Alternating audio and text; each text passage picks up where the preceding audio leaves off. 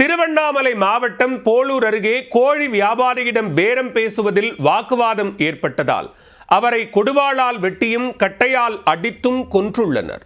இந்த சம்பவத்தில் ஒரே குடும்பத்தைச் சேர்ந்த மூவரை போலீசார் கைது செய்துள்ளனர். குற்றவாளிகள் சிக்கியது எப்படி?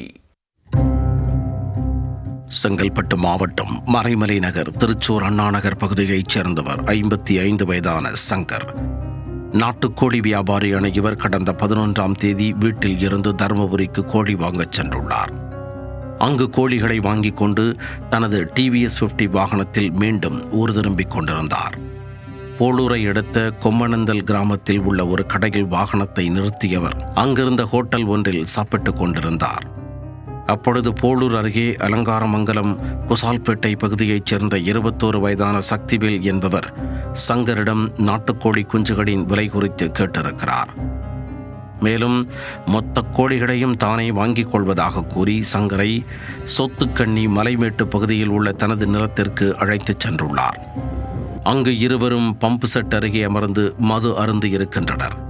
இந்நிலையில் இரவு சுமார் 12 மணி அளவில் பணம் தொடர்பாக இருவருக்கும் இடையே வாக்குவாதம் ஏற்பட்டிருக்கிறது. இதில் ஆத்திரமடைந்த சக்திவேல் அருகில் இருந்த கொடுவாளால் சங்கரின் காலில் ஓங்கி வெட்டியிருக்கிறார்.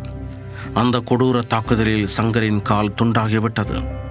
பின்னர் அங்கிருந்த உருட்டுக்கட்டையை கையில் எடுத்து அவர் சங்கரை சரமாரியாக தாக்க அவர் சம்பவ இடத்திலேயே இரத்த வெள்ளத்தில் சுருண்டு உயிரிழந்தார்.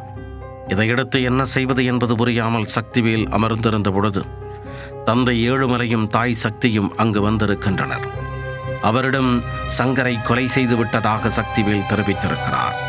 உடனே கொலையை மறைக்க திட்டம் தீட்டியவர்கள் அங்கேயே பள்ளம் தோண்டி சங்கரின் உடலை புதைத்தனர்.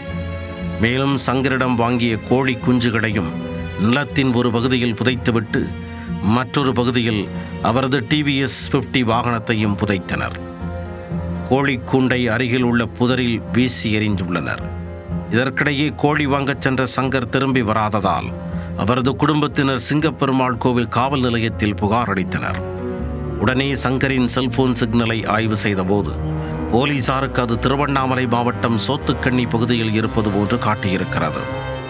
இதையடுத்து சிங்கப்பெருமாள் கோவில் போலீசார் போளூர் காவல் நிலைய போலீசாருடன் இணைந்து தேடுதல் வேட்டையை தொடங்கினர். உயர் அதிகாரிகள் அறிவுறுத்தலின்படி காவலர் சரவணன் என்பவர் தனியாக சம்பவ இடத்திற்கு சென்று விசாரணை மேற்கொண்டார். அப்பொழுது அப்பகுதி மக்களிடம் விசாரணை செய்த பொழுது கோழி வியாபாரியுடன் சண்டை நடந்தது தெரிய வந்தது. அப்பகுதியினர் கொடுத்த தகவலின் பேரில் அலங்காரமங்கலம் குசால்பேட்டை பகுதியில் உள்ள சக்திவேல் வீட்டில் காவலர் சரவணன் சென்றார். அங்கு அவரது தந்தை ஏழுமலை மற்றும் தாயார் சக்தி இருந்தனர். அவர்களிடம் வேறு காரணத்திற்காக வந்தது போல் விசாரணை மேற்கொண்டார்.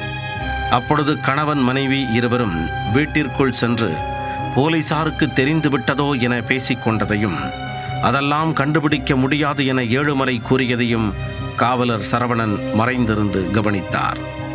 அப்பொழுது அவர்களது மகன் சக்திவேல் வீட்டிற்குள் சென்றிருக்கிறார். உடனே துரிதமாக செயல்பட்ட காவலர் மூவரையும் வீட்டிற்குள் ஒரே அறையில் வைத்து பூட்டி மாவட்ட காவல் கண்காணிப்பாளருக்கு தகவல் கொடுத்திருக்கிறார். விரைந்து வந்த தனிப்படை போலீசார் மூவரையும் கைது செய்தனர். விசாரணையில் பணம் கேட்ட சங்கரை சக்திவேல் கொடுவாளால் வெட்டி கட்டையால் தாக்கி கொலை செய்து உடலை புதைத்ததை ஒப்புக்கொண்டார். இதையடுத்து சம்பவ இடத்தில் தாசில்தார் கிராம நிர்வாக அதிகாரி முன்னிலையில் உடலை தோண்டி எடுத்து சம்பவ இடத்திலேயே உடற்கூறாய்வு செய்தனர்.